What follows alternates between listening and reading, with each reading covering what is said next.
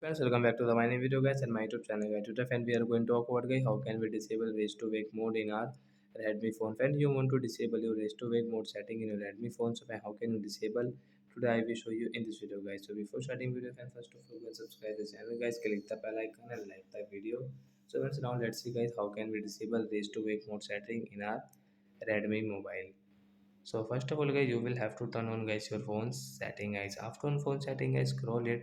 Friends, you can see this type of setting in your Redmi phone. So then how can we disable it? Friends, you can see guys this logo screen setting guys, tap here. Again scroll friends, you can see your raise to wake mode setting. Right side guys this blue icon you can see in your Redmi phone. So we will have to click on this blue icon, then guys the raise to wake mode will disable in our Redmi phone. Then guys your raise to wake mode will not work in your Redmi phone guys. You can check, you can try. So that's it again. Thanks for watching the video guys. We will meet on next video. Bye guys. Thanks for watching the video.